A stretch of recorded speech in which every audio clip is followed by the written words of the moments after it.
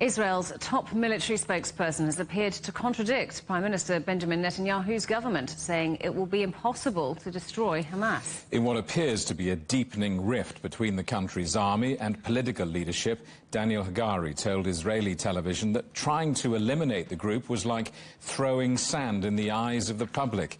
He said Hamas was an idea which was rooted in people's hearts. Let's talk to our correspondent, Sarah Coates, who's in Tel Aviv. So, Sarah, how significant are these remarks? Hello there, Robin. Very significant, really underscoring the growing frustration, the growing concern among Israeli and also US officials over what is seen as really a lack of a plan for the day after in Gaza, and also what is currently happening in the Strip. We also do need to remember very similar comments from the Defence Minister Yoav Gallant about a month ago. He came out to say that Netanyahu's inaction on a plan is pushing Israel toward having to impose military and civilian control in Gaza. Now, just a few days ago, this is really being brought back into context now. It was the only centrist power in the coalition, Benny Gantz. He withdrew from that very limited war cabinet, citing the exact same thing, the lack of a post-war plan.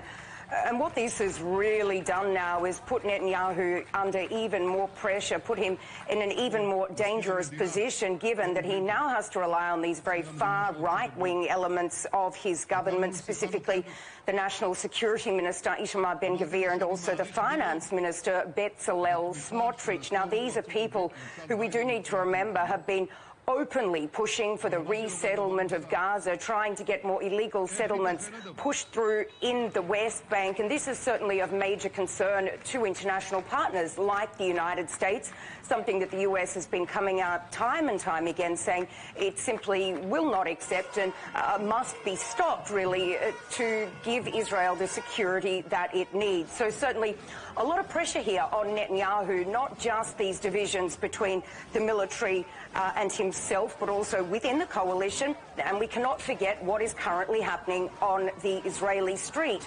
Demonstrations really happening on a daily basis now. You have anti-government protesters.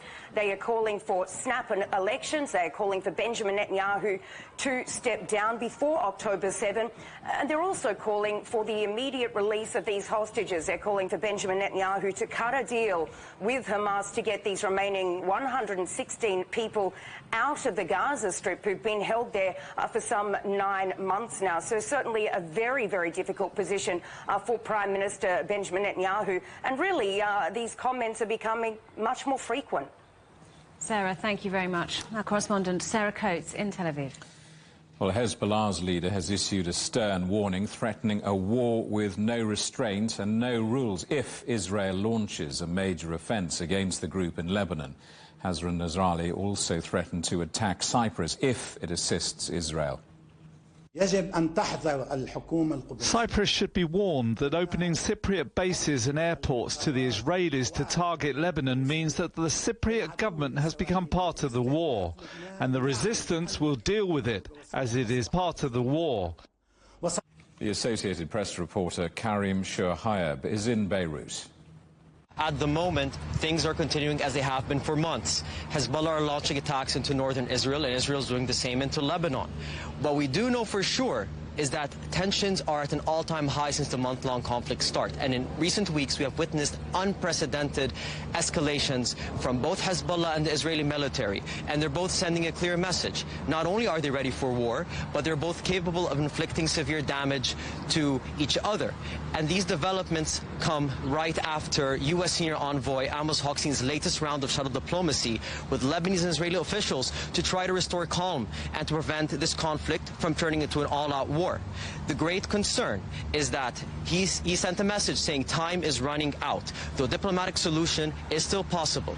And the greatest fear is that this war will turn regional. This is not just about Lebanon. Hezbollah, alongside with other Iran-backed allies, notably the Yemen's Houthi rebel group, Iraqi militias, have been involved in this conflict. And they're saying that they're playing a supporting role, hoping for a ceasefire in Gaza, to play a pressure role.